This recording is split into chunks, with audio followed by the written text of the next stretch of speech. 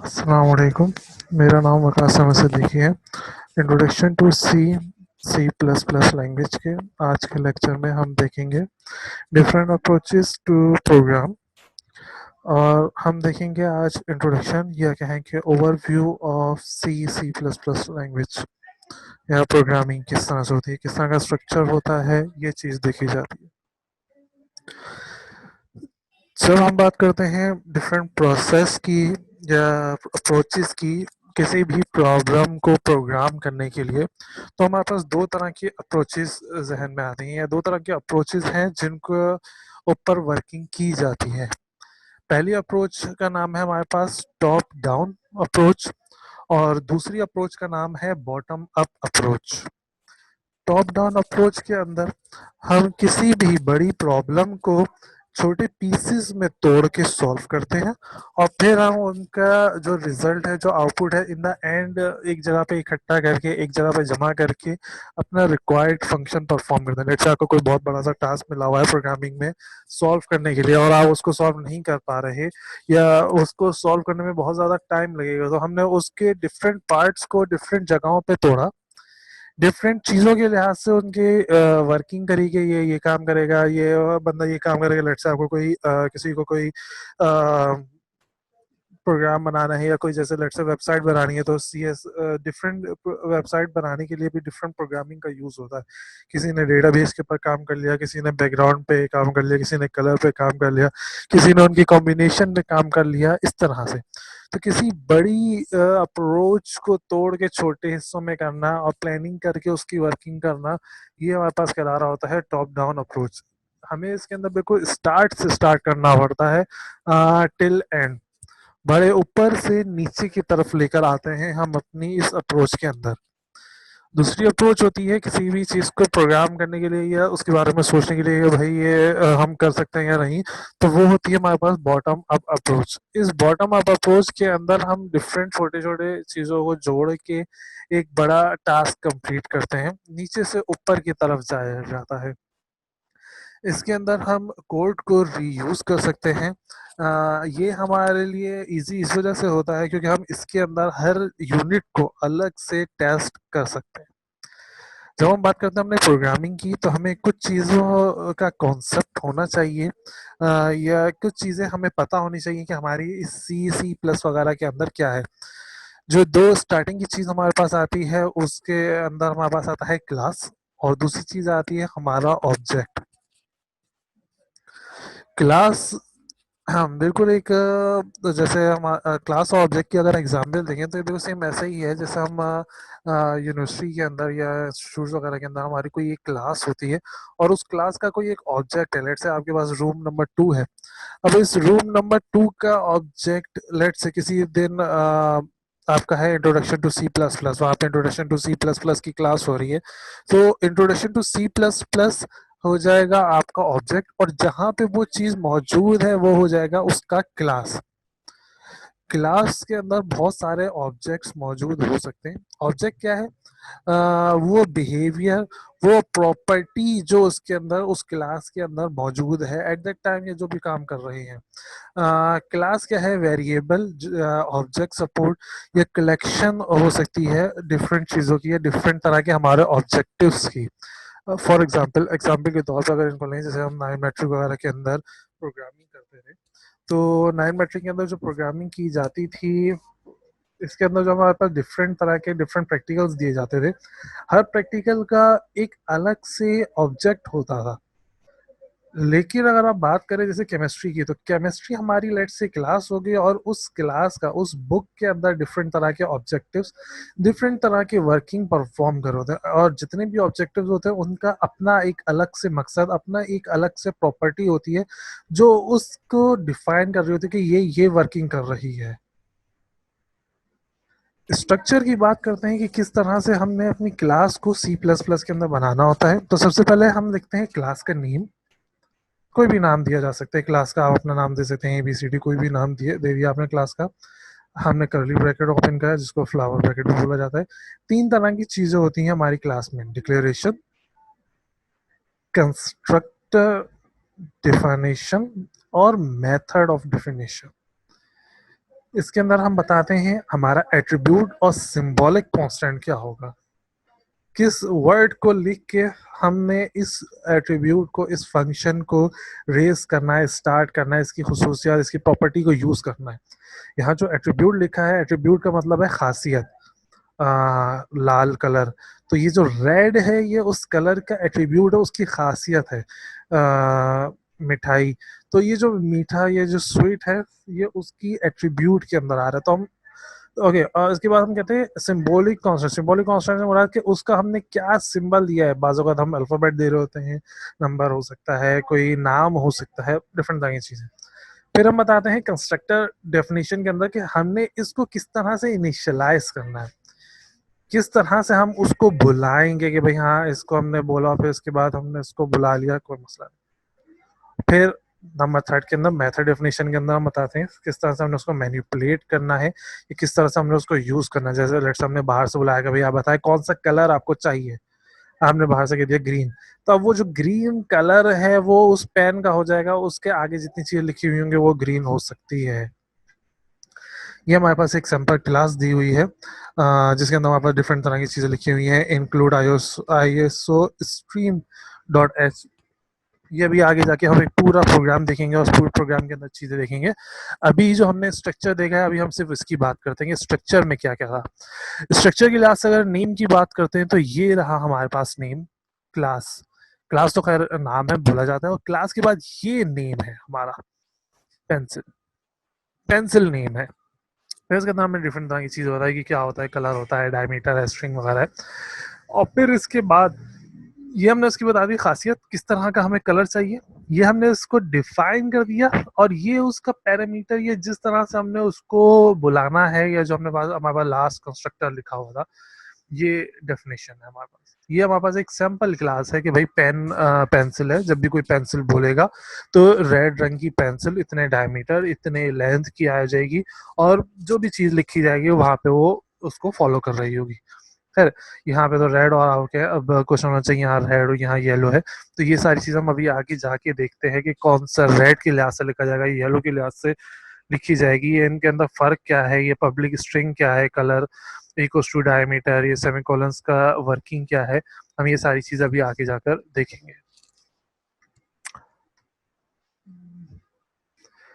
फिर क्लास के लिहाज से, और जो हमारी सी के लिहाज से और चीज़ जो हमें पता होनी चाहिए वो है हमारी क्लास। क्लास के मेंबर क्या हैं, यह क्या है कि क्लास की टाइप्स, तीन तरह की हमारे पास क्लास की टाइप्स हो सकती हैं, प्राइवेट, प्रोटेक्टेड और पब्लिक। प्राइवेट क्लास वो क्लास होती है जो सिर्फ वही बंदा, या कहो कि प्राइवेट क्लास के जो मेंबर होते हैं, प्राइवेट क्लास के अंदर जो चीज़ें हैं सिर्फ उसी के लोग यूज़ कर सकते हैं, उसके अलावा और कोई दूसरा बंदा उसको यूज़ नहीं कर सकते। जैसे हमारी कुछ पर्सनल चीज़ें होती हैं जो हमारी प्राइवेट होती है, हम ही उसको यूज़ कर सकते हैं, हमारे अलावा और कोई उसको यूज़ नहीं कर सकता। प्रोटेक्टेड में क्या होता है, प्रोटेक्टेड जो है मिडल सिक्योरिटी की चीज़ होती है। ये बिल्कुल ऐसी है जैसे हमारे किसी भी यूनिवर्सिटी की लाइब्रेरी, ये होती तो उस यूनिवर्सिटी के हर बंदे के लिए होती है, लेकिन बाहर से आए हुए बंदे की नहीं होती। ये क्लास में मौजूद हर ऑब्जेक्ट के पास ये चीज़ मौजूद होगी, हर ऑब्जेक्ट इस चीज़ को यूज़ कर सकता है, लेकिन बाहर से आने वाला बंदा इसको यूज़ नहीं कर सकता, जैसे लाइब्रेरी हो गई। अब प्राइवेट की लेट से बात करते हैं, प्राइवेट और प्रोटेक्टेड की, किसी एग्जाम्पल थ्रू प्रोग्राम। लेट से हमारे पास एक मैथ की क्लास बनी हुई है, क्लास से मुराद के कोई भी एक ऐसा फंक्शन जिसके अंदर कोई बहुत सारी डिफरेंट तरह के हमारे पास डिफरेंट तरह की, या कोई भी एक ऑब्जेक्ट हमारा बना हुआ हो कि हमने काम क्या करना है उसमें। तो प्राइवेट के अंदर जैसे हमारे पास ऐड की क्लास बनी हुई है, अब ऐड के अंदर सब्ट्रैक्ट वाला अगर चाहे कि भाई मैं ऐड का फंक्शन परफॉर्म कर लूँ, तो वो वहां पे ऐड का फंक्शन परफॉर्म नहीं कर सकता। प्रोडक्टेड की बात करते हैं तो ये सारी जितनी भी क्लासेस इस तरह की बनी है, सब उठकर मैथ के क्लास के अंदर, ये सारे ऑब्जेक्टिव जो है ये सब मैथ की क्लास के अंदर आ रहे होंगे। तो ये सब मैथ के जो दूसरे फंक्शन हैं उनके साथ लिंक होके, या मैथ के जो अपने कुछ रूल्स एंड रेगुलेशन है उनके साथ लिंक होके अपना फंक्शन परफॉर्म कर रहे होंगे। पब्लिक वो क्लासेस होती हैं जिनका डेटा, जिनका मेंबर हर बंदा, हर क्लास आउटसाइडर भी यूज कर सकता है। कुछ और फीचर्स आते हैं हमारी इस क्लास के लिहाज से, वो आता है हमारे पास PIE, पॉलीमॉर्फिज्म, इनहेरिटेंस और इनकैप्सुलेशन। पॉलीमॉर्फिज्म का मतलब है मेनी, और मॉर्फिज्म का मतलब है फॉर्म्स, बहुत सारे तरीकों से। इसके अंदर हम देखते हैं कि हम अपना कोई भी काम बहुत सारे तरीकों से जब हम सॉल्व कर सकें, या उसका हम जैसे कोई भी एक फंक्शन हमें जनरेट करना है, उस फंक्शन को जनरेशन के लिए हमारे पास बहुत सारे तरीकों हैं, तो ऐसे तरीकों को, ऐसी चीज़ों को हम बोलते हैं पॉलीमॉर्फिज्म। फॉर एग्जाम्पल, मुझे फोर लाना है किसी भी दो चीज़ों को यूज़ करते हुए। अब उन दो चीज़ों को मैं टू और टू को मल्टीप्लाई कर सकता हूँ, फोर और वन को मल्टीप्लाई कर सकता हूँ, टू और टू को ऐड कर सकता हूँ, फोर और जीरो को ऐड कर सकता हूँ, डिवाइड कर सकता हूँ मैं एट और टू को, और इस तरह की डिफरेंट चीज़ें हैं, मल्टीप्लाई, ऐड, सब्ट्रैक्ट, सारे काम मैं यहाँ पर फंक्शन परफॉर्म कर सकता हूँ। ये हो गए मेरे पास पॉलीमॉर्फिज्म। किसी भी काम को परफॉर्म करने के एक से ज्यादा तरीके कहलाते हैं पॉलीमॉर्फिज्म। फिर हमारे पास आता है इनहेरिटेंस। इनहेरिटेंस होता है जैसे हम इनहेरिट कर देते हैं, अपनी विरासत में दे देते हैं चीज़ों को। जैसे खानदान के प्रॉपर्टी एक से दूसरे को इनहेरिट हो जाती है, और दूसरी चीज़ इस तरह से एक से दूसरे को इनहेरिट हो जाते हैं, नेक्स्ट ऑफ किन को इनहेरिट हो जाता है, उस तरह से यहाँ पे भी हम प्रोग्राम जो है अपने से नीचे आने वाले बंदों को, प्रोग्राम्स को इनहेरिट कर देते हैं। अपनी ही क्लास में आने वाले दूसरी प्रोजेक्ट्स को, दूसरी क्लासेस को, दूसरे प्रोग्राम्स को इनहेरिट कर देते हैं अपनी खूबी। जो सबसे ऊपर प्रोग्राम होता है वो आपको कहलाता है पेरेंट, और वो जिसको इनहेरिट कर रहा होता है उसको सन या डॉटर या चाइल्ड क्लास या चाइल्ड प्रोग्राम बोला जा रहा होता है। इनहेरिट करने के डिफरेंट टाइप्स हैं, जिन different types, different five types हैं। इन डिफरेंट फाइव टाइप्स के अंदर सबसे पहला आता है हमारे पास सिंगल लेवल, दूसरा आता है हमारे पास मल्टी लेवल, तीसरा आता है हमारे पास मल्टीपल, चौथा आता है हिरार्किकल, और पांचवा आता है हमारे पास हाइब्रिड। ओके, यहाँ पे हमारे पास गिवन है सिंगल लेवल, इस पीपीटी में हमारे पास गिवन है सिंगल लेवल, मल्टीपल और मल्टी लेवल।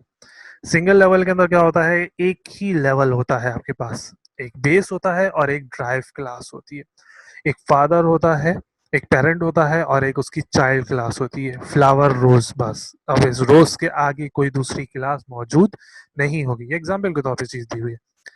मल्टीपल के अंदर क्या होता है, पेरेंट तो एक ही होता है, लेकिन उस पेरेंट के डिफरेंट चाइल्ड निकल रहे होते हैं, या डिफरेंट चाइल्ड किसी एक जगह पर जाकर मर्ज हो रहे होते हैं, जैसे पेरेंट और स्पैरो ये दोनों जाकर बर्ड से मिल रहे हैं। मल्टीपल के अंदर क्या होता है, एक हिरार्की ट्री निकला, ये जो आपके पास है एक रूट की तरह का, जैसे एक ट्री है और उसकी डिफरेंट रूट्स निकली हुई है, ब्रांचेस निकली हुई है। मल्टी लेवल क्या होता है, जैसे स्टोरीज एक के बाद दूसरी, दूसरी बात तीसरी, तीसरी बात चौथी, या फ्लोर्स होते हैं, जैसे हमारे पास एक बिल्डिंग होती है, first floor, second floor, third floor, fourth floor. आप फोर्थ फ्लोर पे जाने के लिए आपको सेकंड और फर्स्ट को क्रॉस करना ही पड़ेगा। वैसे ही इसी इनहेरिट में क्या होता है, अगर जो सबसे ऊपर वाली क्लास है वो पहले नीचे वाले को, फिर नीचे वाला उससे नीचे, फिर उससे नीचे, उससे नीचे, इस तरह से डिफरेंट लेवल्स बने होते हैं इसके अंदर। ये हमारे पास डिफरेंट तरह की एग्जाम्पल गिवन है। जैसे सिंगल लेवल के अंदर इस क्लास बेस को सिर्फ एक ही के अंदर हमने शो किया हुआ है। मल्टी लेवल के अंदर क्या है, क्लास ए को क्लास बी के अंदर भी, और क्लास उसको क्लास सी के अंदर भी हमने शो किया हुआ है।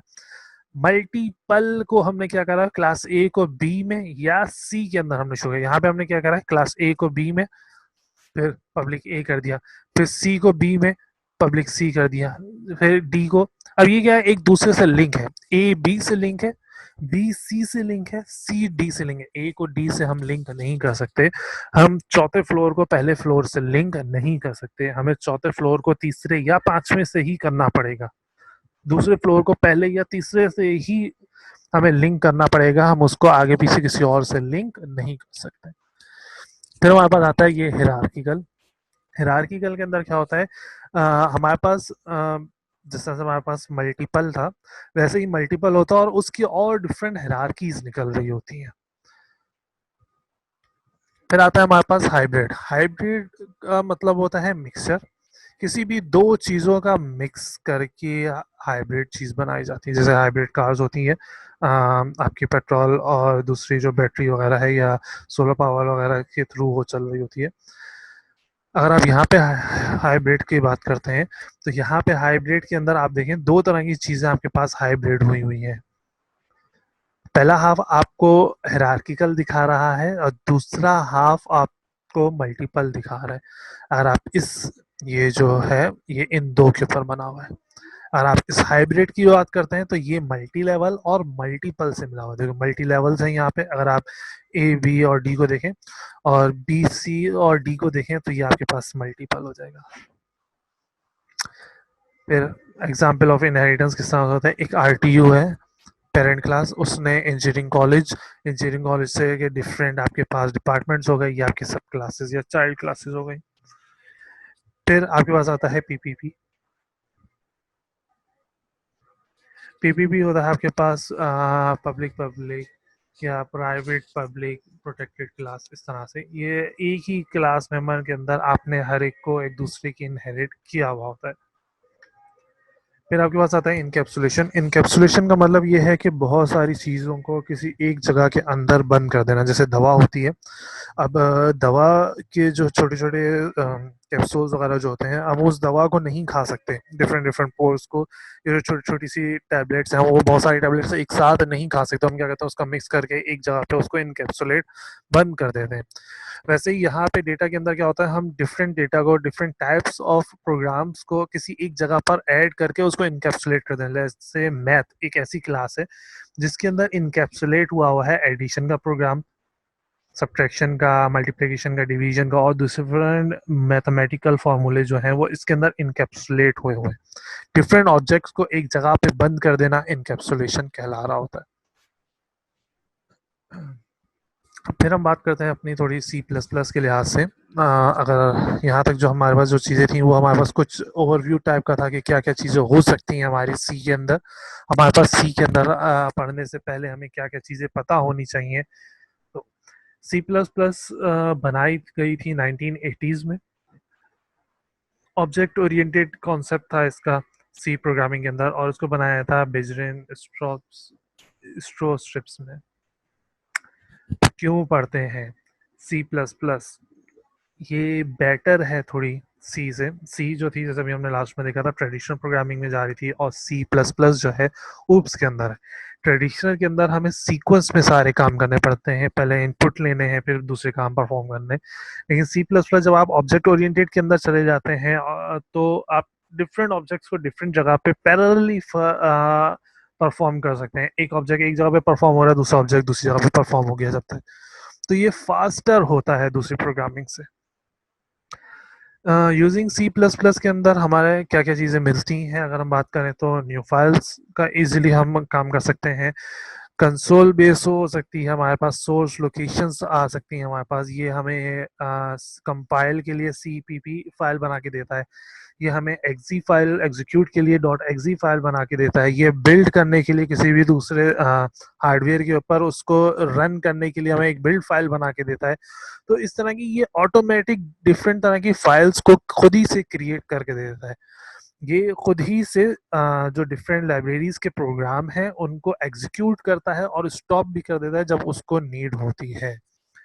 इस सी प्लस प्लस के अंदर जो चीज़ें हम एज अ करेक्टर यूज करते हैं वो अल्फ़ाबेट्स हैं, A to Z capital, A to Z small, 0 to 9, 10 numbers और सिंबल 34 टाइप्स के हैं हमारे पास। ये जो आगे नंबर लिखे हुए हैं हमारे पास 65 to 90, 97 to 1 to 2, 48 to 57 और ये 34 या अदर वैल्यूज जो है एस की ये एस की नंबर है। जैसे अभी हमने लास्ट उसमें बताया था कि बाइनरी नंबर्स होते हैं, वैसे ही कुछ एस की नंबर्स होते हैं जो कंप्यूटर की टेबल बनाने में या कंप्यूटर को याद रखने के लिए कि भाई अच्छा ये नंबर आ रहा है एक जगह तो इसका मतलब बाइनरी में ये है। और एक पूरा टेबल जो क्रिएट होता है कि हमारी इंग्लिश पहले किसी हैश में किसी हेक्सा में कन्वर्ट होती है, फिर उसके अगेंस्ट में कोई एक बाइनरी कोड जनरेट होता है। उस बाइनरी कोड के अगेंस्ट में देखता है कंप्यूटर के किसको ऑन करना है, किस डिवाइस को रैम चलानी है, कहाँ से डेटा उठाना है, ये सारे फंक्शन वो कंप्यूटर देख रहा होता है, कंप्यूटर या दूसरी डिवाइस देख रही होती है। ये जो है आपके पास कैपिटल और स्मॉल अल्फाबेट्स को अलग अलग देखता है। जो 26 लिखा है ये 26 लेटर्स है। अब ये 26 लेटर्स कहाँ से कहाँ तक चल रहा है, तो ये ए जो है वो 65 एस की वैल्यू देता है। जैसे ही ए प्रेस करते हैं तो कंप्यूटर के पास जो एस की वैल्यू जाती है वो जाती है 65। जैसे ही कैपिटल जेड प्रेस करते हैं तो 90 वैल्यू, अगर स्मॉल ए प्रेस किया तो 97, वैसे ही आगे चलते गए क्या स्मॉल वाई प्रेस कर दिया तो 1 to 1। 0 से 9 तक जो 10 नंबर है वो 48 to 57 के बीच में आते हैं। और उसके अलावा हमारे पास कुछ 34 टाइप्स के सिंबल है इसमें, add, subtract, greater than, less than, equals to, dollar sign, parenthesis, small bracket, large bracket, colon, semicolon, इस तरह के जो डिफरेंट पावर के बटन्स आ रहे हैं, स्लैश वगैरह आ रहे हैं, ये डिफरेंट तरह के 34 सिंबल्स हैं। ये सब मिलाकर हमारे पास टोटल 96 वैल्यूज बनती है, 96 कैरेक्टर्स बनते हैं। फिर हम बात करते हैं डेटा टाइप्स की। डेटा टाइप्स क्या होता है? जो डेटा टाइप होती है असल में हमारे पास स्पेस, कि कोई भी चीज कितनी स्पेस ले सकती है प्रोग्रामिंग के अंदर। तो यही स्पेस फिर डिपेंड करता है कि हमारा प्रोग्राम जो है वो कितना ज्यादा हैवी होगा, कितने लाइन ऑफ कोड जाएंगे, कितनी देर लगाएगा उसको एग्जीक्यूट करने में एंड ऑल। सबसे पहले आता है हमारे पास शॉर्ट इंटीजर, के बिट्स एंड बाइट्स के लिहाज से हम बात कर रहे हैं। शॉर्ट इंटीजर 2 बाइट्स ले रहा है। फिर आता है अनसाइंड शॉर्ट इंटीजर, ये भी 2 बाइट ले रहा है। लॉन्ग इंटीजर 4 बाइट लेता है। फ्लोट 4 बाइट लेता है। अब है क्या ये इंटीजर जो है वो मोस्टली नंबर्स होते हैं, 1 2 3 4 5 6, इस तरह करके हमने बहुत सारे नंबर ले सकते हैं। तो ये 2 बाइट्स ले रहे होते हैं। लॉन्ग में चले जाते हैं तो ये 4 बाइट्स लेना शुरू हो जाते हैं। अब ये लॉन्ग से मुराद क्या है? एक रेंज होती है बाइनरी में। जैसे लेट्स से कि अगर मुझे बाइनरी में 3 लिखना है तो बाइनरी में 3 जो है जीरोस और वन के फॉर्म में 1 1 होता है। 4 लिखना है तो 4 जो है बाइनरी में वो होता है 100।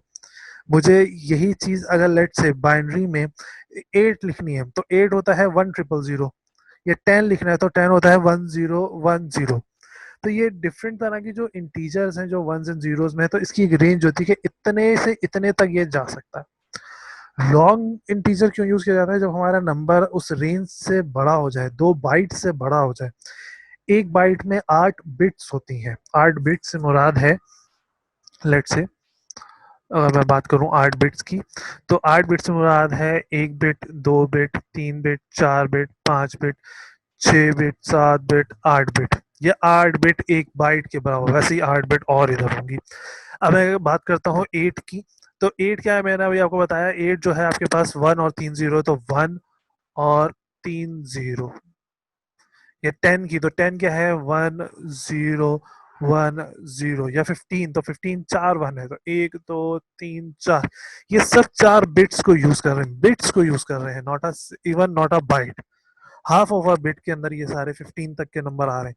वैसे ही अब बहुत सारे नंबर होंगे आपके पास जो डिफरेंट उसके अंदर चल रहे होंगे, तो ये तकरीबन 2 बाइट्स ले रहे होते हैं। जहां तक आपकी काउंटिंग 2 बाइट्स तक जिससे ऊपर जाती है, लेट से मैं लिखता हूँ 10,000। अब 10,000 को जब मैं बाइनरी में कन्वर्ट करता हूँ तो वो 2 बाइट से ऊपर जा रही है, तो उस वक्त मैं शॉर्ट इंटीजर का यूज नहीं करूंगा, मैं यूज कर रहा हूँ लॉन्ग इंटीजर का। फिर हमारे पास आता है फ्लोट। फ्लोट क्या करता है? फ्लोट हमें शो कर रहा होता है पॉइंट्स में वैल्यू। ये जो इंटीजर है ये होल नंबर शो करते हैं, 1 2 3 4 5 6, इस तरह से। फ्लोट पॉइंट्स में शो करता है, पॉइंट 1.2 1.3, जैसे डिवाइड होने के बाद 3.5 आ गया, पाई की वैल्यू आ गई। तो ये सारे जो नंबर हैं ये हमारे पास फ्लोट में आते हैं। अगर हम कोई ऐसा काम कर रहे हैं लेट से डिवाइड का, या और इस तरह की कोई दूसरा साइन की वैल्यू निकाल रहे हैं, या पाई वगैरह कुछ यूज कर रहे हैं, तो एट दैट टाइम हमारा डेटा टाइप जो होगी वो फ्लोट होगी। डेटा टाइप से मुराद ये कि हम जो चीज भेज रहे हैं वो किस तरह की है। हम इंग्लिश लिख रहे हैं, इंग्लिश हमारी डेटा टाइप होगी। हम उर्दू लिख रहे हैं, उर्दू हमारी डेटा टाइप हो गई। तो इस तरह से हम कंप्यूटर को किस तरह का डेटा भेज रहे हैं वो ये टाइप्स बताती हैं कि भाई इस तरह का डेटा आएगा तो हमें प्रोसेस करना है। फिर हमारे पास आता है 4। 4 हमारे पास एक ही बाइट लेता है साइज में। 4 होता है हमारे पास अल्फाबेट्स, ABCDEFGH। कुछ साइन होते हैं, कुछ अनसाइंड होते हैं। फिर हमारे पास आता है डबल और लॉन्ग डबल। डबल जो होता है हमारे पास इंटीजर, या कहा है कि लॉन्ग इंटीजर से डबल वर्ड ले रहा होता है, डबल स्पेस ले रहा होता है। इसकी वर्किंग ऑलमोस्ट वही होती है। लॉन्ग डबल उस डबल से भी ज्यादा जगह ले रहा होता है, डिपेंड ऑन द साइज। फिर कुछ कीवर्ड्स होते हैं हमारे पास, टोकन्स होते हैं, कांस्टेंट होते हैं, स्ट्रिंग्स होते हैं, ऑपरेटर होते हैं, स्पेशल सिंबल होते हैं। ये टोकन्स हैं हमारे पास। 63 टाइप्स के हमारे पास कीवर्ड्स हैं। डिव, मल्टीप्लाई, ऐड, सब्ट्रैक्ट, इस तरह के strings A B C D, constant 1 2 3 4 हो गए, operator equals to, less than, इस तरह से डॉलर साइंस वगैरह हो गए। ये हमारे पास डिफरेंट तरह के सी के टोकन्स हैं। जब हम सी के कॉन्स्टेंट्स की बात करते हैं तो सी के जो दो कांस्टेंट हैं ये दो डिफरेंट टाइप्स के अंदर टूटे हुए हैं। एक आता है हमारे पास न्यूमेरिक कांस्टेंट और दूसरा आता है non numeric constant. Numeric constant के अंदर हमारे पास decimal value, octal value, hexa value different तरह की आती हैं। नॉन न्यूमेरिक के अंदर हम अल्फाबेट्स यूज कर रहे होते हैं, A B C D E F G H, इस तरह के। सी प्लस प्लस के ऑपरेटर्स की बात करते हैं कि किस तरह के ऑपरेशंस यूज किए जा सकते हैं और उन ऑपरेशन को शो करने के लिए कौन से सिंबल यूज होंगे। सबसे पहला ऑपरेशन है हमारे पास अर्थमेटिक का। अर्थमेटिक के अंदर हमारे पास add, subtract, multiply, divide, percentage वगैरह यूज होता है। इसके लिए हम plus, minus, divide, percentage, asterisk वगैरह यूज कर रहे होते हैं। फिर हमारे पास आता है लॉजिकल, जिसके अंदर हम लॉजिक चेक करते हैं।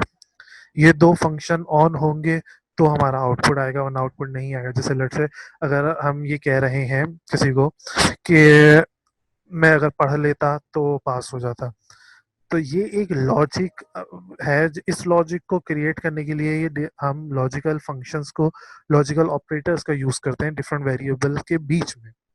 या जैसे मैं कहता हूँ कि भाई मैं हॉस्टल से घर उसी वक्त जाऊंगा, या कोई भी बंदा हॉस्टल से घर उसी वक्त जाएगा, या तो उसका एग्जाम ना हो या फिर छुट्टियां हो। तो अब ये दो चीज आ गई, जो दोनों चीजें होंगी तो ही वो घर जा सकता है। अगर छुट्टियां नहीं है, घर नहीं जा सकता। अगर उसके एग्जाम हो रहे हैं तो भी वो घर नहीं जा सकता हॉस्टल से।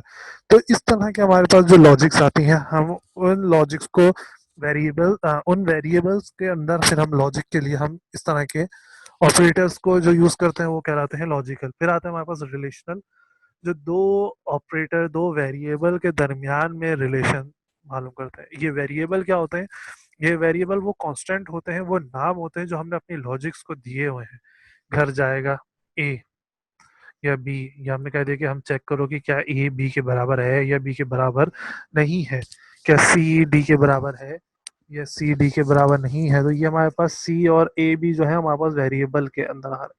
असाइनमेंट ऑपरेटर हमारे पास एक ही है जो चीज को असाइन कर देता है, और वो है equals to A equals to 5। 5 की वैल्यू असाइन कर दी हमने ए को, ए इक्वल्स टू बी। बी की जो वैल्यू है वो हमने असाइन कर दी ए को। इंक्रीमेंट का एक ही ऑपरेटर है, प्लस प्लस, ये प्लस। ओके, इंक्रीमेंट के लिए हम लिखते हैं प्लस प्लस, और ऐड का ऑपरेशन परफॉर्म करने के लिए हम करते हैं सिंगल प्लस। अब फर्क क्या है? जब हम ऐड का अर्थमेटिक ऑपरेटर यूज करते हैं तो हमारे पास दो वेरिएबल होने चाहिए लेफ्ट और राइट पे। जैसे 2 + 3 ए प्लस बी, 2 + 3 ए प्लस बी हो गया, 5 + 6 हो गया, इस तरह से। इंक्रीमेंट के लिए ऐसा नहीं होता, हमने सिर्फ वेरिएबल का नाम लिखना है 5++ या ए प्लस प्लस। तो ये plus plus automatically by default एक का इंक्रीमेंट कर देता है। वैसे डिक्रीमेंट माइनस माइनस एक का डिक्रीज कर देता है, एक नंबर कम कर देता है, उसकी वैल्यू एक नंबर पीछे ले जाता है। कंडीशनल कम कम ही यूज किया जाता है। जब हम कोई कंडीशन यूज करते हैं तो ये यूज किया जाता है। बिट वाइज उस वक्त यूज किया जाता है जब हम किसी काम को बिट वाइज चेक कर रहे हैं। जब मैंने अभी देखा कि भाई पूरी बाइट है किसी नंबर के लिए, तो हमें उसके अंदर चेक करना है कि भाई कितनी बिट 1 है, कितनी बिट 0 है, तो उस वक्त हम बिट वाइज यूज कर रहे होते हैं। स्पेशल ऑपरेटर किसी चीज का साइज वगैरह मालूम करने के लिए यूज किया जाता है। एक्सट्रैक्शन और इंसर्शन। एक्सट्रैक्शन किसी चीज को एक्सट्रैक्ट करने के लिए, किसी डेटा को एक्सट्रैक्ट करने के लिए आउटपुट में, और इंसर्ट करने के लिए प्रोग्राम में यूज किया जाता है। जैसे रियल लाइफ से आपने कोई डेटा भेजना है प्रोग्राम में, जैसे आपसे पूछा गया कि भाई ए की वैल्यू क्या होगी, आपने किस चीज का टेबल मालूम करना है, तो आप ए की वैल्यू लिख दें। अब वो ए की वैल्यू जो आप एंटर करेंगे वो इंसर्ट हो गया प्रोग्राम में, लेट से। अब वो जो डेटा आप एक्सट्रैक्ट कर रहे हैं जो ए के अंदर आके सेव हुआ है, वो आपके पास कहलाता है एक्सट्रैक्शन। तो ये इंसर्शन और एक्सट्रैक्शन के हमारे पास वैल्यू है जो सी इन और सी आउट के लिए यूज किए जाते हैं। फिर डायनेमिक मेमोरी एलोकेशन और डी एलोकेटर। जब किसी को मेमोरी एलोकेट कर रहे हो या मेमोरी उससे हटा रहे हो, तो हम इनको न्यू और डिलीट को यूज करते हैं। सबसे ज़्यादा ज़रूरी कुछ चीज़ें होती हैं हमारे पास ऑब्जेक्ट को यूज़ करने के लिए, लाइब्रेरीज।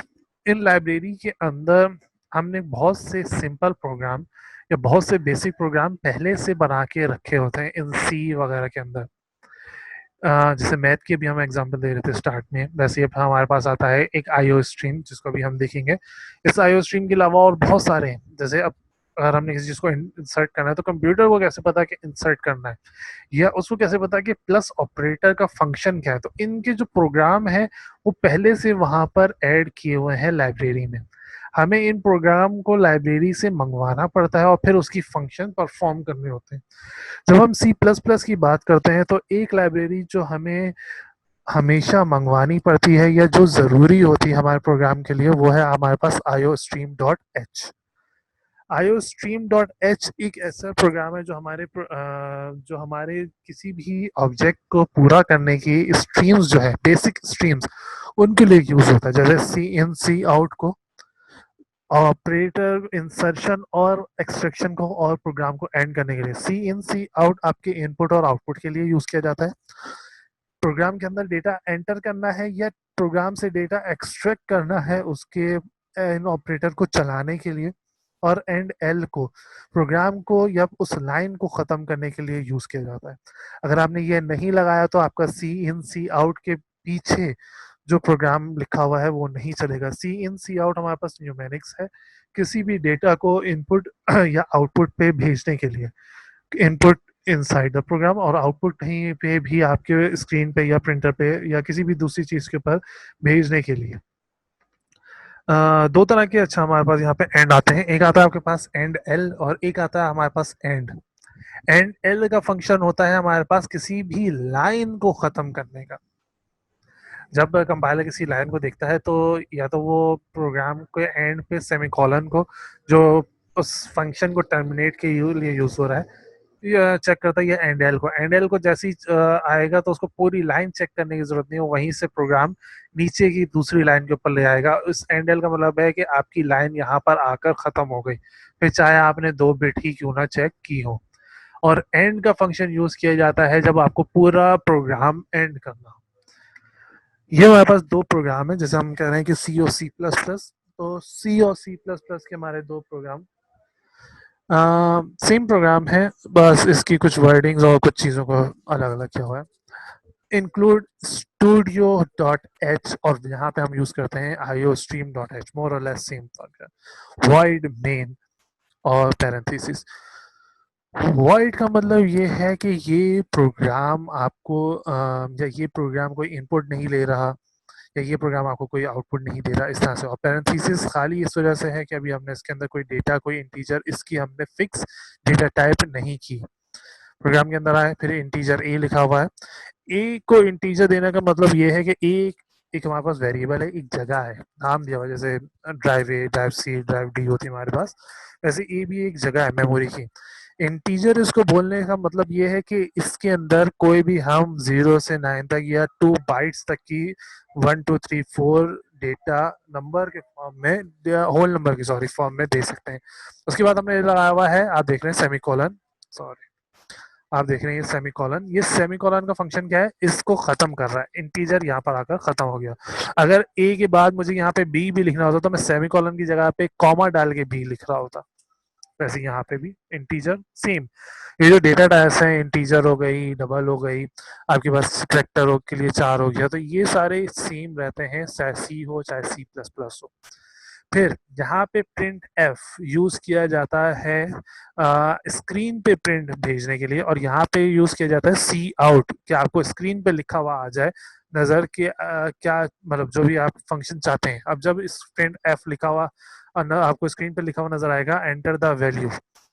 जैसा अक्सर होता है कि भाई हम कोई चीज प्रोग्राम बंद कर रहे होते हैं, बगैर सेव करे, तो हमें वहाँ पे एक पॉपअप नजर आता है लिखा हुआ कि do you want to save, जैसे save the program, yes no और कैंसिल नीचे चीज दी होती है।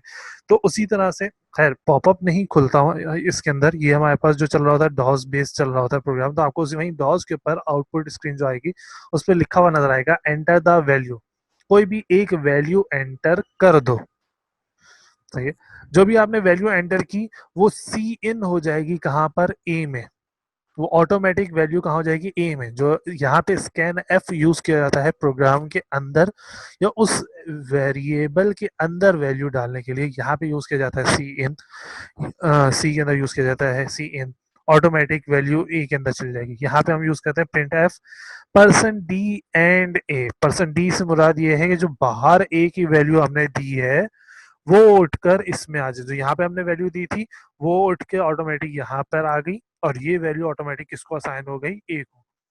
फिर हम कहते हैं सी आउट एंड एल। जैसे सी आउट करा, अब जैसे क्योंकि अगर आपने यहाँ पे कोई वैल्यू दी हुई है 3 तो 3 ही लिखा हुआ नजर आ रहा होगा, हमें उस 3 के आगे ही 3 दोबारा से प्रिंट नहीं करना, हमें सी आउट नीचे प्रिंट करना है ए इक्वल्स टू। और अगर आप एंड एल नहीं लिखेंगे तो 3 के आगे ही आपको लिखा नजर आ जाएगा ए इक्वल्स टू 3, और समथिंग इस तरह से लिखा हुआ होगा 3 ए इक्वल्स टू 3। हमें 3 के आगे ही ए इक्वल्स टू 3 नहीं लिखना, हमें 3 ए इक्वल्स टू 3 नीचे लिखना। तो एंड एल ये वाली लाइन खत्म हो गई, नीचे लिखो क्या, ए इक्वल्स टू और ए की वैल्यू। वैसे ही यहाँ पे स्लैश एन लिखा जाता है। स्लैश एन से मतलब है लाइन चेंज, चेंज कर दो लाइन को। परसेंटेज डी, परसेंटेज डी क्या करता है, बाहर से जो भी वैल्यू बाहर लिखी हुई है ए, जैसे यहाँ बाहर लिखा हुआ है ए, तो ए की वैल्यू यहाँ पर उठकर आ जाएगी। एक छोटा सा प्रोग्राम है हमारे पास समझने के लिए। फिर यही हमारे पास एक प्रोग्राम है हेलो वर्ल्ड का या हेलो का, जैसे हम स्टार्टिंग में सारे प्रोग्राम्स को बनाया जाता है। जब भी हमें लाइब्रेरी से कोई चीज़ उठानी होती है तो हम डालते हैं ये नंबर साइन या हैश इंक्लूड। इंक्लूड से मुराद ये है कि इस प्रोग्राम को, इस चीज़ को, इस क्लास को, इसके अंदर भी जो चीज़ें पड़ी हुई हैं उनको भी इस प्रोग्राम के अंदर ऐड करो, वरना आपको यहाँ पे C in, C out, insertion, extraction, end L सबके प्रोग्राम को यहाँ पे टाइप करना पड़ता। ये पहले जो जो आपके बेसिक होती थी पास्कल हो गई आपके पास, और दूसरी कोबोल वगैरह हो गई, उनके अंदर ऐसा नहीं होता था। जो असेंबली लैंग्वेजेस वगैरह होती है उनके अंदर आपको सारे प्रोग्राम दोबारा से पूरे टाइप करने पड़ते थे। यहाँ पे ऐसा नहीं है। यहाँ पे आपने लाइब्रेरी के अंदर जो प्रोग्राम पहले से सेव था आपने उसको इसके अंदर इस एक लाइन से इंक्लूड कर दिया। अब ये हमने देखो, अब वहाँ पे और यहाँ पे ये फ़र्क है। इस वजह से हमें नई प्रोग्रामिंग की लैंग्वेज की ज़रूरत पड़ी। हमने ये इशू देखा कि हमें एक ही चीज़ बार बार लिखनी पड़ी, तो हमने क्या करा, बस प्रोग्राम ही ऐड कर दिया। अब बस हम उसके करेक्टर को, जैसे सी आउट एक करेक्टर है, इसको हम लिखेंगे तो ऑटोमेटिक इस सी आउट का यहाँ पे जो प्रोग्राम लिखा हुआ है वो ऑटोमेटिक यहाँ पर अपना फंक्शन इस छोटे सी जगह पर परफॉर्म कर रहा होगा।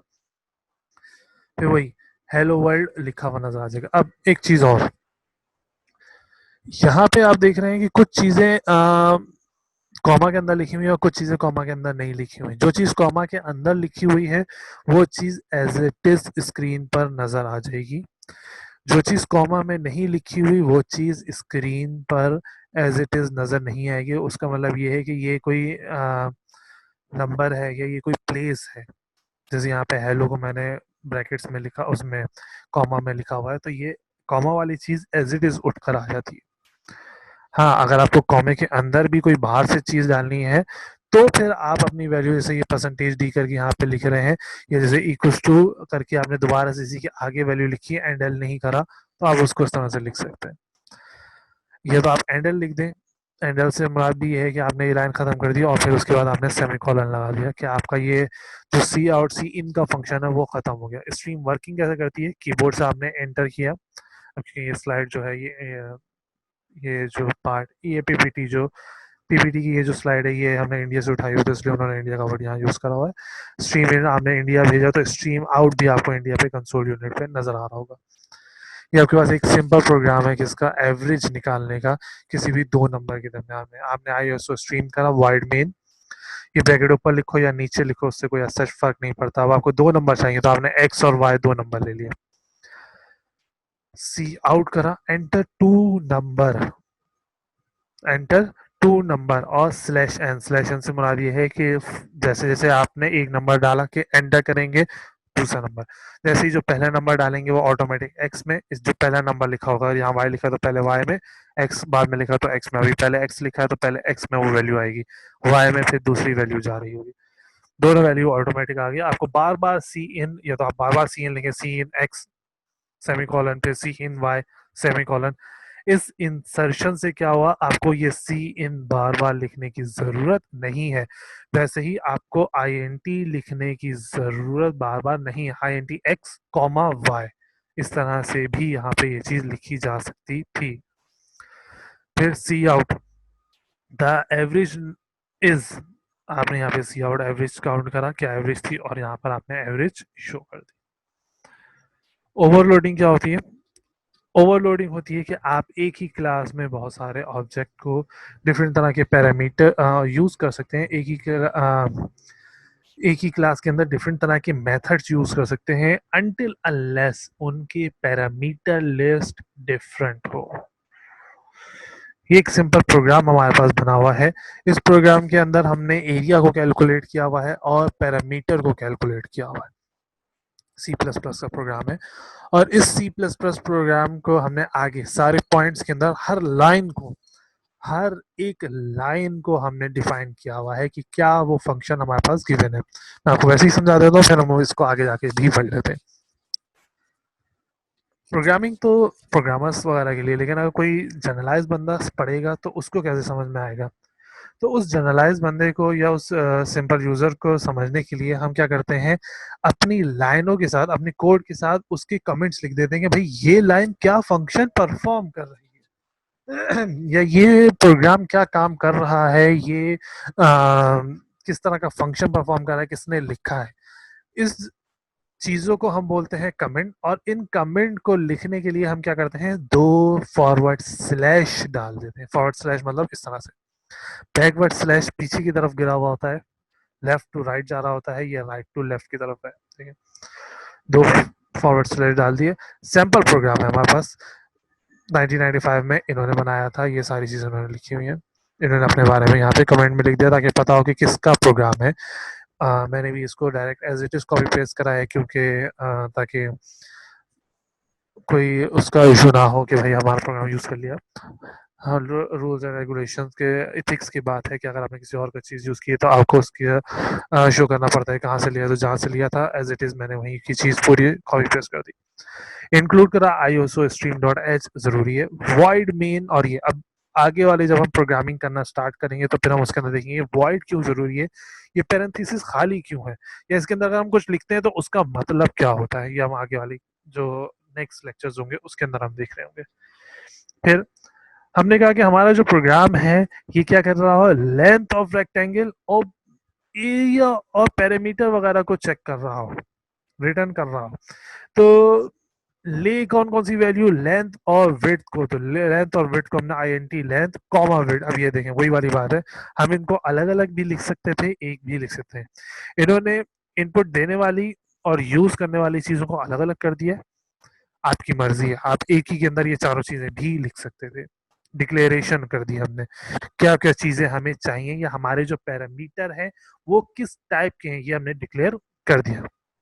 सी out length is equal to prompt user, user को ये चीज प्रॉम्प्ट होगी, लेंथ इज इक्वल टू, अब आप बताएंगे, अब जब यूजर होगा जो भी इस प्रोग्राम को रन कर रहा होगा वो बताएगा कि लेंथ कितनी बड़ी है किसी भी चीज की। जितनी भी लेंथ थी वो उठकर जाकर कहाँ से हो जाएगी, लेंथ के अंदर। वेट्स कितनी बड़ी है वो चीज उठकर कहाँ जाकर से हो जाएगी, वेट में। अब पैरामीटर और एरिया बंदा नहीं बताएगा, ये पैरामीटर और एरिया जो है ये तो हमारे फॉर्मूले का पार्ट है। जैसे ए और बी आपने ले लिया और C equals to A plus B कर दिया, तो ये सी जो है इसी तरह का है जैसे पैरामीटर और यहाँ पर एरिया, और ए और बी हमारे पास लेंथ और विड्थ के तौर पे।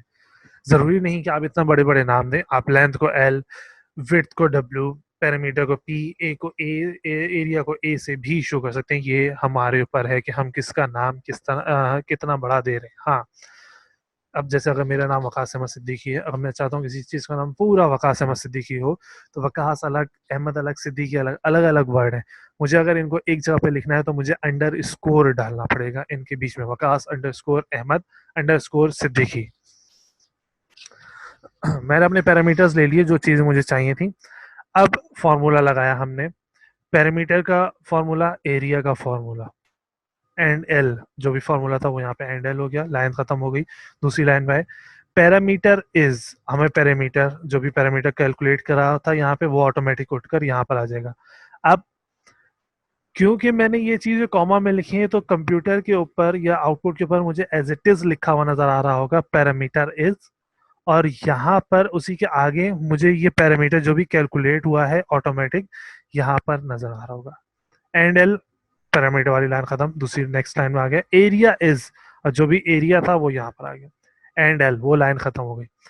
एंड या ये जो हमने ये जो कॉलन बनाया है, ये कॉलन हमारे पास शो कर रहा है कि किस तरह का हमारा जो प्रोग्राम है, मेन प्रोग्राम वो आकर खत्म हो गया। असल में मेन प्रोग्राम एक बॉडी है जो आपने स्टार्ट करी है यहाँ इस पैरेंथेसिस से, इस कर्ली ब्रैकेट या कहें कि फ्लावर ब्रैकेट से, और उसको आपने यहाँ पर ऐड करना जरूरी है। कोई भी चीज अगर आप ओपन करते हैं तो आपको उसको क्लोज करना जरूरी है। इसी सिंपल प्रोग्राम को हमने हर जगह लिखा हुआ है। आपको बताया होगा कि ये ब्रैकेट क्या कर रहे हैं। ये ब्रैकेट आपको किसी भी टेक्स्ट सिंबल वगैरह के अंदर कमेंट्स वगैरह के लिए यूज किया जा रहा है। फिर दूसरा लाइन है आईओ स्ट्रीम डॉट एच क्या कर रहा है, must start in column one, पहले कॉलम के अंदर जरूरी है, क्योंकि यही आपके बाकी सारी स्ट्रीम को यूज करने के लिए, उस स्ट्रीम को, फंक्शंस को या प्रोग्राम्स को उस आपके प्रोग्राम के साथ ऐड करने के लिए यूज हो रहा है। फिर एक्चुअल प्रोग्राम स्टार्ट जो है वो वाइड मेन से हो रहा है। ठीक है, ये ब्रैकेट बता रहे हैं कि कब स्टार्ट होना है और कब आपको उसको ऐड करना है। द वर्ड वाइड जो है इंडिकेट कर रहा है कि main does not return a value, main कोई वैल्यू आपको नहीं दे रहा। मेन आपको कोई वैल्यू नहीं दे रहा। आपको वैल्यू क्या दे रहा है, पैरामीटर और एरिया। मेन आपको कोई वैल्यू प्रोवाइड नहीं कर रहा। अगर मेन वैल्यू प्रोवाइड करेगा तो इस पैराथीसिस के अंदर भी आपको वैल्यूज लिखी हुई होंगी कि किस तरह की वैल्यू दे रहा है या ले रहा है।